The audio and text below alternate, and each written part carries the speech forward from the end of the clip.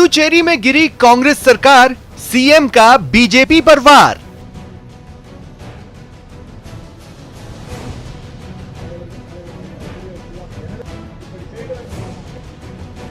CM Gehlot ने BJP को Rajasthan episode भी याद दिलाया। चुनौती दे रहा, चैलेंज कर रहा। आपको पूर्ण विश्वास है? गहलोत का आरोप, कर्नाटक, एमपी और अब पुडुचेरी में गिराई सरकार। बीजेपी षड्यंत्र कर रही है।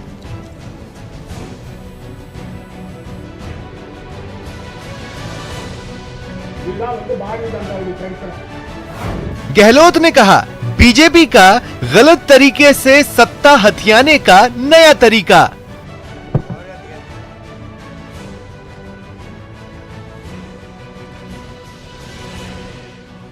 सीएम का आरोप, राजस्थान में भी सत्ता हथियाने का प्रयास किया, जनता ने मुंह तोड़ जवाब दिया।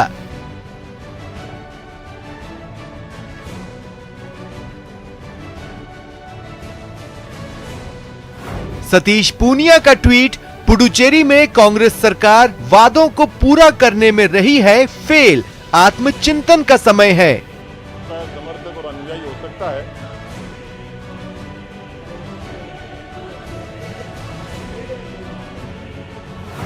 गहलोत का लोकतंत्र वाला वार।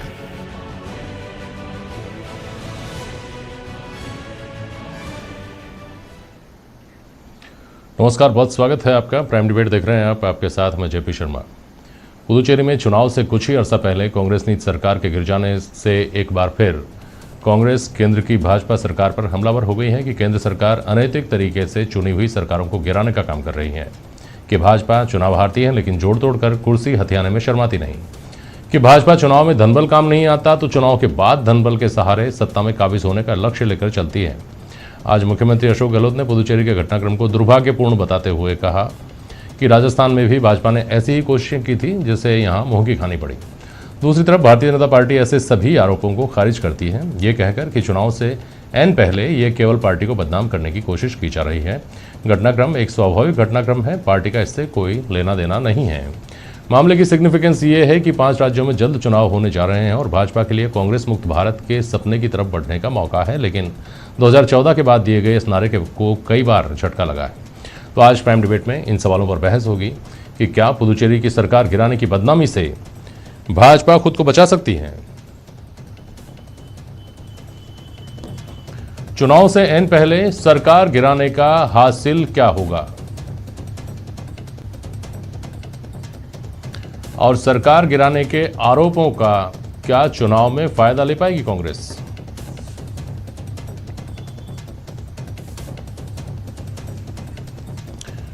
भारतीय जनता पार्टी के युवा नेता प्रवक्ता लक्ष्मीकांत भारद्वाज जी हमारे साथ, ज्योति खंडेलवाल जयपुर की पूर्व मेयर और कांग्रेस के वरिष्ठ नेता हैं, और ओम सैनी साहब हमारे साथ जुड़े हुए हैं, वरिष्ठ पत्रकार। बहुत स्वागत है आप सभी का। लक्ष्मीकांत जी, पांडिचेरी की जो गणित है वहाँ क्या घटनाक्रम की गहराई है, ये बेहतर वहाँ के लोग जानते होंगे, या उस पर बहस से बेहतर ये होगा कि हम इस बात पर बात करें कि आपकी पार्टी को क्या इस बात की चिंता करनी चाहिए कि बहुत सारी जगहों पर तो आप जीते हैं और बहुत सारी जगहों पर हारने के बाद आपकी सरकारें बनी हैं, तो क्या इस तरह से आप कांग्रेस मुक्त भारत बनाने का जो आपका सपना है उसको लेकर आगे बढ़ रहे हैं, इसमें कोई जोखिम तो नहीं है राजनीतिक? नहीं, देखिए, दो बातें हैं। आप अगर खुद के लोगों को संभाल कर नहीं रख सकते और वो आपकी पार्टी छोड़कर जा रहे हैं तो उसका दोष हम पर क्यों मंड रहे हो? आपको अशोक गहलोत जी को राहुल गांधी जी से पूछना चाहिए था कि 7 दिन पहले वो पुडुचेरी के दौरे पे थे, कांग्रेस पार्टी के स्वघोषित सबसे बड़े नेता हैं। अगर उनके दौरे के 7 दिन बाद वहां सरकार गिर रही तो सवाल तो उनसे पूछना चाहिए था कि आप कर क्या रहे थे वहां जाके। लेकिन क्योंकि आपके नेतृत्व में आपके एमएलए का विश्वास नहीं है, इसलिए वो आपको छोड़ के जा रहे हैं। आप दूसरी पार्टी का उसमें क्या दोष है? और क्योंकि ये एक ही जगह नहीं हो रहा, पूरे देश में अलग अलग जगह हो रहा है, और इसी तरह चुनाव में भी आप हार रहे हो, चुनाव के बाद भी अगर आप किसी तरह जोड़ तोड़ करके चुनाव जीत भी जाते हो तो लोग आपको छोड़कर जा रहे हैं, इसमें आपका दोष है। और आपको इसके लिए आत्ममंथन करना चाहिए कि आपके लोग इनको क्यों छोड़ रहे हैं। अगर आपको लगता है कि आपके लोग किसी दूसरी पार्टी के बहकावे में आकर आपको छोड़ रहे हैं, तो आपको अपने लोगों को संभाल कर रखना चाहिए, उनको उचित नेतृत्व देना चाहिए और उनको उनकी भूमिका देनी चाहिए। वो आप करते नहीं, लेकिन आप केवल एक ऐसे व्यक्ति के पीछे चलते हैं जिसके पीछे जनता का विश्वास है नहीं, और उसके दम पर आप पूरे देश में राज करने की सोचते हैं, लेकिन वो होता नहीं है। बार बार झूठ बोलते। पौंडीचेरी में 7 दिन पहले गए थे राहुल गांधी, वहीं पर जहां पर आप सरकार गिरी है, और वहां पर जाकर झूठ बोल रहे थे, ऐसी बातें कर रहे थे जिनका कोई तर्क ही नहीं है, जो कह रहे थे कि वहां पर मत्स्य मंत्रालय बनाना चाहिए, जो भारत सरकार ने 4 साल पहले बना दिया। अब इतने इनमेच्योर नेता के लीडरशिप में अगर वहां आपके एमएलए नहीं रहना चाहते तो हम क्या करें? ठीक है, लीडरशिप के ऊपर बात करते हैं, लेकिन एक बात बताइए, जो लोग ये कहते हैं कि साहब चूंकि खरीदार बड़े हैं और कीमत मुंहमांगी है, इसलिए आसान है ये सब होना, पहले ऐसा नहीं था, इसलिए ऐसा हो भी नहीं पाता था, आदमी मजबूरी में ही सही लेकिन लॉयल्टी शिफ्ट नहीं कर पाता था, इन आरोपों की कितनी सच्चाई? देखिए, ये ज्यादा बेहतर जानते हैं क्योंकि ये चिंतित नहीं करती है बात। 2008 में इन्होंने बसपा के 6 एमएलए अपनी पार्टी में मिला लिए थे, और अभी जब 2018 में वापस 6 एमएलए जीत कर आए बसपा के, तो इन्होंने फिर अपनी पार्टी में पूरी की पूरी पार्टी मर्ज करा दी। तो इस मोल तोल के भाव को तो ये ज्यादा जानते हैं, लेकिन ये बात सच है कि पूरे देश में, और यही नहीं हो रहा है, जो एमएलए इनकी पार्टी को छोड़कर दूसरी पार्टी में जा रहे हैं और जब बाई इलेक्शन में लड़ने जाते हैं तो चुनाव जीत रहे हैं, जनता उनको जिता रही है चुनाव। तो आत्ममंथन की जरूरत इनको है। इनकी पार्टी में आंदोलन खाने इतनी लड़ाइयां हैं कि लोग इनके नेतृत्व को स्वीकार करने को तैयार ही नहीं है, जिसको ये स्वीकार करने को तैयार नहीं है। अंदरूनी लड़ाई के ऊपर मैं आपसे भी सवाल करूंगा, लेकिन ज्योति खंडेलवाल मैडम, आपको जो कुछ बोलना है लक्ष्मीकांत जी की बात पर अगर रिएक्शन देना है अपना तो बोलिए, फिर मैं आपको सवाल लेकर आता हूँ आपके पास। ज्योति जी। लक्ष्मीकांत जी की तो मुझे खुद ही कितनी कंट्रोवर्शियल बातें वो बोल रहे हैं। वो बोलते हैं कि कांग्रेस ने बीएसपी के एमएलए को अगर अपनी तरफ मिला लिया तो वो जोड़ तोड़ और वो पता नहीं कौन सा मोल तोल है। तो वो अगर कांग्रेस ने अगर मिला लिया है वो तो मोल तोल है, लेकिन आप अगर सरकार गिरा रहे हो तो फिर वहां आप अपनी भूमिका को संदिग्ध मानने को तैयार नहीं होते हो। और आप देखिए, ये अब पिछले 5-6 सालों में ये लगातार होने वाला घटनाक्रम है। जहां आपका बहुमत नहीं आया वहां भी आप सरकार को साम दाम दंड भेद सारे जो वो हथकंडे होते हैं वो आप अपनाने की कोशिश करते हो। आपने हर जगह देखा किस तरह से सीबीआई का हो, ईडी का हो, आईटी का हो, हर तरह का किस तरीके का हथकंडा अपनाने में बीजेपी ने कहीं कोई कोर कसर नहीं छोड़ी। कैसे दबाव में लाया जाए, कैसे उन्हें परेशान किया जाए। आपने पांडुचेरी में इन्होंने कहा कि सरकार यहाँ पे गिर गई, हमने देखी है वहां पे गवर्नर की भूमिका को। गवर्नर ने किस तरीके से लगातार सरकार को चलाने में लगातार परेशानियां खड़ी की, ये जनता ने देखा है। और इसीलिए जो अशोक गहलोत जी का ट्वीट है वो भी ये बिल्कुल साफ कहता है कि ये जितनी भी टैक्टिक्स जो बीजेपी अपना रही है, जवाब भी मिल जाएगा आगे आने वाले इलेक्शंस में। हम तो बोल रहे हैं, लेकिन आप डेमोक्रेसी में विश्वास तो रखो। अगर जनता ने आपको बहुमत नहीं दिया तो 5 साल विपक्ष में रहने के लिए आप अपना मन तो बनाओ। यही डेमोक्रेसी होती है। डेमोक्रेसी में केवल सत्ता में आना डेमोक्रेसी नहीं होती, विपक्ष की भूमिका को कैसे निभाया जाए ये भी डेमोक्रेसी होती है। लेकिन आप इस चीज को मानना ही नहीं चाहते हो। आपको लगता है हमें तो बस अब सिर्फ और सिर्फ सत्ता में आना है, चाहे कैसे भी आए। तो इस तरीके से तो आप धीरे धीरे करके लोकतंत्र को खत्म करने की कोशिश कर रहे हो, लगातार प्रयास कर रहे हो, और सरकारें, चुनी हुई सरकारों को गिराने का प्रयास करो। राजस्थान में भी हुआ, सबने देखा, सबको पता चला। अब इनको यहाँ मुंह की खानी पड़ी, इसलिए इनके पास कोई शब्द नहीं है इस चीज के। दूसरी बात जो लक्ष्मीकांत जी ने कही कि हमारे अंदर अंदरूनी बड़ा है, वो पता नहीं गुटबाजी, कलेबाजी क्या ये बोलते हैं, वो है। बार बार बोलते हैं हमारा तो एक नेता है। आप अपने नेताओं को संभालिए ना। हाँ ठीक है, इस पर भी आ जाते हैं ज्योति जी, लेकिन आप बहुमत की आप दुहाई दे रहे हैं कि जो सरकार बहुमत से, जिस पार्टी को बहुमत मिलती है उसकी सरकार बननी चाहिए। तो पहले तो मुझे ये बताइए, आपकी कर्नाटक में और महाराष्ट्र में भी क्या आपकी पार्टी को बहुमत मिला था? आपकी पार्टी को मैंडेट मिला था जो सरकारें आपकी बनी? वहाँ नहीं मिला था ना। तो ये तो जोड़ तोड़ आप भी करते हैं, ये भी करते हैं ज्योति खंडेलवाल मैडम। तो इस आरोप से कोई बरी नहीं हो सकता। आपने क्या और राजस्थान का जो आप कर रहे हैं, मणिपुर में क्या सबने देखा। हाँ, तो मैंने सवाल किया ना इनसे। मैं वापस आता हूँ आपके पास। राजस्थान की जो आप लोग बात कर रहे हैं उसके ऊपर आप कुछ कहना चाहते हैं लक्ष्मीकांत जी? बोलिए, संक्षेप में बोलिएगा अपनी बात। तो वो आपने जो मैं कहना चाह रहा था वो आपने पूछ लिया इनसे। और दूसरी बात मैं ये कहना चाह रहा था कि इन्होंने राजस्थान की दुआई दी कि राजस्थान में इनके एमएलए को और इनकी सरकार गिराने की हमने साजिश की। तो वो जो एमएलए आपको छोड़कर गए थे वो आज भी आपने उनके ऊपर जो आरोप लगाए थे उसके ऊपर कायम है, या अब वो उनके दाग धुल गए हैं, या उन्होंने अब जब उनको बिकाऊ कह रहे थे उस वक्त आज भी वो बिकाऊ है कि नहीं है? बता दीजिए आप लोग की पार्टी तो आप तो बता दीजिए आप। जो बिकाऊ कह रहे थे आप, जिनको सचिन पायलट को आप नकारा निकम्मा कह रहे थे, आप कह रहे थे कि बिकाऊ है, इनको ले जाकर खरीद लिया, आज भी वो बिकाऊ है कि नहीं है? राजस्थान की जनता जानना चाहती है, इतनी सी तो बोल दीजिए आप। ना अपने कार्यकर्ता इतना तो बोल दीजिए कि राजस्थान की जनता जानना चाहती है आज भी वो बिकाऊ है कि नहीं है। कांग्रेस के लोगों को आप ही ने कहा उनको बिकाऊ, अपने ही एमएलए को कहा बिकाऊ, आज भी वो है कि नहीं है? ज्योति खंडेलवाल मैडम, ये तो चलिए ठीक है, कांग्रेस मुक्त भारत की बात कर रहे हैं आप, पहले हो चुका कांग्रेस मुक्त भारत, बचा क्या है? बीजेपी की नीतियों को तो बचा क्या है? कांग्रेस मुक्त करिए। ज्योति मैडम एक बात बताइए, लक्ष्मीकांत भारद्वाज ने जो बात कही वो भले ही इन्होंने अपने इनका तो राजनीतिक आरोप है, राजनीतिक हमला है ये, लेकिन ये स्वाभाविक रूप से आम आदमी के मन में भी ये बात आती है कि क्यों भाजपा सफल हो जाती है आपकी सरकार गिराने में, क्यों आपके रणनीतिकार फेल हो जाते हैं, क्यों राजस्थान में सरकार नहीं गिरी बाकी जगह गिरती जा रही है, और क्यों ऐसा हुआ कि अभी राहुल गांधी वास्तव में वहां जाकर के आए हैं और 7 दिन 8 दिन बाद ही वहां सरकार गिर रही है। हर तरह से सत्ता का, अपनी सरकार का दुरुपयोग करना बीजेपी बहुत अच्छे तरीके से जानती है और वो इस चीज का नहीं, इसमें भरपूर फायदा भी उठा रही है। आप उन प्रदेशों की या आपकी जो केंद्रीय लीडरशिप है उसका फेल्योर नहीं मानती है क्या? राजस्थान में कैसे बच गई फिर सरकार, ये तो पूछ रहा हूं आपसे। जिनका बाद में कुछ नहीं निकलता है, बाद में कहीं कोई नहीं निकलता है। अभी भी आप कभी किसी के यहाँ पे सीबीआई का छापा डलवा देते हो, किसी के यहाँ पे ईडी का छापा डलवा देते हो, किसी के यहाँ पे, अगर आप चोर बेईमान नहीं हो, आपके आपने कोई गलत काम किया नहीं तो आप डरने की क्या जरूरत है ईडी सीबीआई से? अगर आपने कोई गलत काम किया ही नहीं है तो ईडी सीबीआई से डरने की क्या जरूरत है आपको? आप उस मैटर को दबाने और अगर आप गलत काम करोगे तो जाएगी, ईडी भी जाएगी, सीबीआई भी जाएगी, 4 बार जाएगी, आप रोकोगे क्या उनको? और बीजेपी जब इस तरह की नीतियां अपनाती है लगातार तो इस तरह के घटनाक्रम होते हैं। मुझे समझ नहीं आता, जब 5 साल जनता ने बहुमत देकर के सरकार को चुन दिया तो क्यों आप बार बार ऐसे प्रयास भी करते हैं और क्यों करने चाहिए? अरे पर आपके यहाँ से इस्तीफा देकर जो जनता में जाते हैं, चुनाव लड़ते हैं, उपचुनाव लड़ते हैं, वो जीत कैसे जाते हैं बताइए ना? वो कैसे जीत जाते हैं चुनाव? जगह क्योंकि शायद हमारे पास नेता नहीं है या हमारे पास कार्यकर्ता नहीं है। क्यों ऐसा होता है? क्या आपके पास आपकी नीति को अपनाने वाले, आपकी नीतियों को पहचानने वाले नेता नहीं है? क्यों आपको कांग्रेस के विधायकों की जरूरत पड़ती है? क्यों आप उनको शामिल करने के लिए तैयार रहते हैं? ये सब क्यों?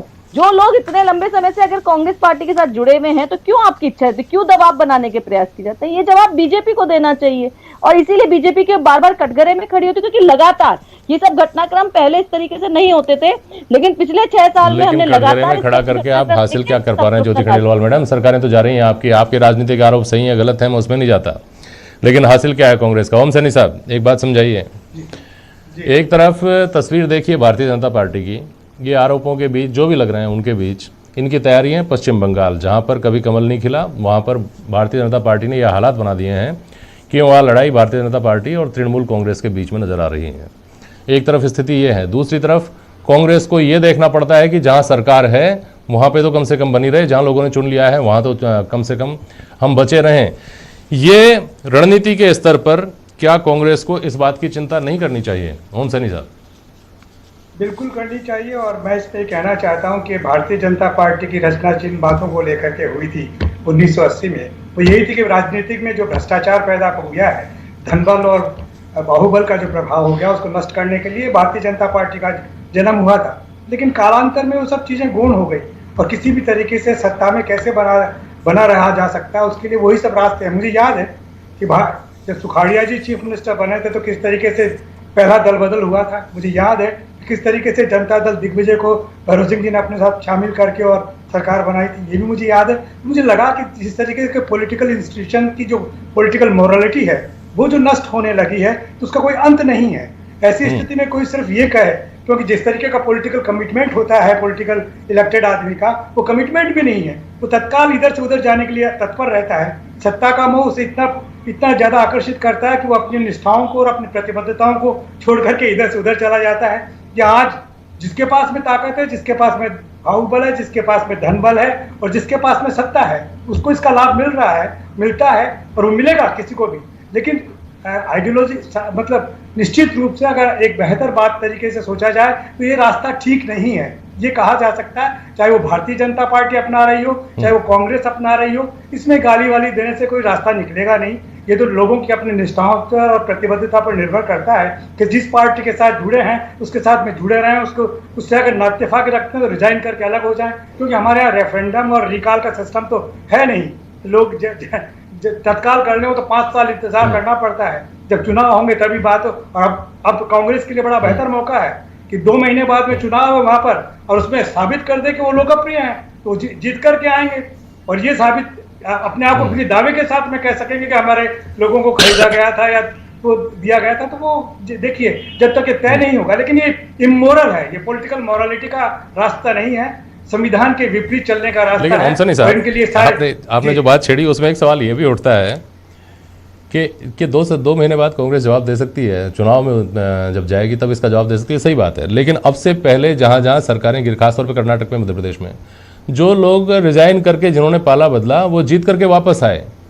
तो ये जो रेफरेंडम रिकॉल की आप बात कर रहे हैं, उसके साथ साथ एक सवाल ये भी उठता है कि ट्रू रेफरेंडम जो था उस पर भी सवाल उठता है।